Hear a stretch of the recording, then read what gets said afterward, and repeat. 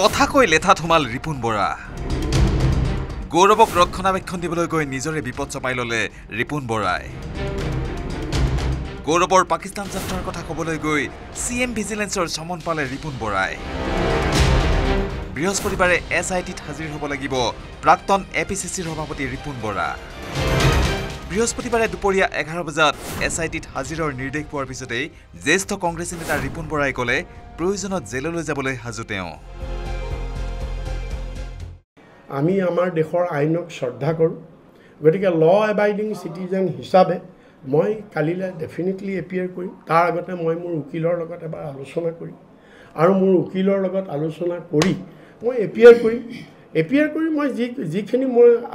এইখিনি মোৰ তাৰ বাহিৰে মোৰ ক'বলৈ একো নাই মই আলী তৌকিৰ শেখৰ নামো শুনা নাই বাকীটো বাদেই দিয়ক বাকী জনাটো মই তেখেতৰ নামেই শুনা নাই আচ্ছা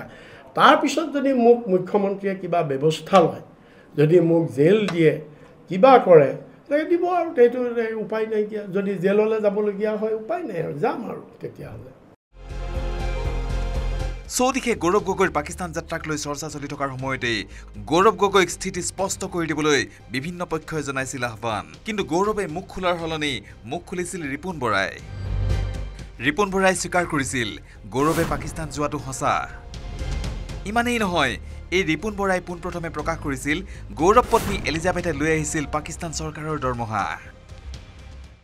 বাই প্ৰফেশ্যন এজন মানুহে এনজিঅ'ত চাকৰি কৰিব পাৰে গৌৰৱ গগৈ পত্নী এটা ইণ্টাৰনেশ্যনেল এনজিঅ'ৰ কৰ্মচাৰী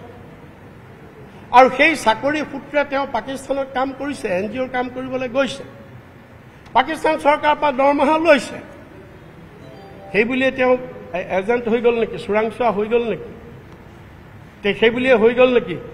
নহয় বিধিসন্মতভাৱে যদি লয় তাত কোনেও একো কৰিব নোৱাৰে এইটো এটা নিয়ম আছে তেনেকে বহুত আছে আমাৰ অকল গৌৰৱ গগৈ এলিজাবেথেই নাই পাকিস্তানত চাকৰি কৰি বেলেগ আমাৰ ভাৰতৰ বহুত মানুহ পাকিস্তানত চাকৰি কৰি আছে ৰিপুণ বৰাৰ এই বিস্ফোৰক স্বীকাৰোক্তিয়ে স্তম্ভিত কৰি তুলিছিল মুখ্যমন্ত্ৰী হিমন্ত বিশ্ব শৰ্মাকো মুখ্যমন্ত্ৰীয়ে কৈছিল যদি এই দাবী সত্য তেন্তে ৰিপুণ বৰাও আহিব তদন্তৰ ৰাউণ্ডালৈ বৰাই 4টামান বহুত আচৰিত কথা কৈছে এটা কৈছে যে গৌৰৱ গগৈৰ পৰিয়ালত 4জন মানুহ তাৰে 3জনেই ভাৰতীয় নহয় প্ৰথম কি ক'লে যে গৌৰৱ গগৈ ল'ৰা ছোৱালী দুটা ঘৈণীয়েক 4জনৰ এটা পৰিয়াল তাত 3জনেই ভাৰতীয় নহয় গতিকে গৌৰৱ গগৈ এমপি হিচাপে এতিয়া ভাৰতৰ কাৰণে কাম কৰি আছে নে কাৰ কাৰণে কাম কৰি আছে ইয়াৰ পিছতেই সমন আহিল ৰিপুণ বৰালৈ এই কাণ্ডক ৰাজনৈতিক প্ৰতিশোধ বুলি আখ্যা ৰিপুণ বৰাৰ এইটো হৈছে অন্য একো নহয় এটাটো হৈছে ৰাজনৈতিক প্ৰতিশোধ দ্বিতীয়টো হৈছে মোৰ মুখখন বন্ধ কৰিবৰ কাৰণে মোক এটা ভয় খুৱাইছে গতিকে মই ল এবাইডিং সিটিজেন হিচাপে গৌৰৱ গগৈৰ পাকিস্তান ভ্ৰমণৰ সময়ত ৰিপুণ বৰাই কি কথা পাতিছিল অপৰাধ অনুসন্ধান শাখাত ৰুজু হোৱা গোচৰত 3গৰাকী তদন্তকাৰী বিষয়াই জবানবন্দী ল'ব প্ৰাক্তন এপিচিচি সভাপতিগৰাকীৰ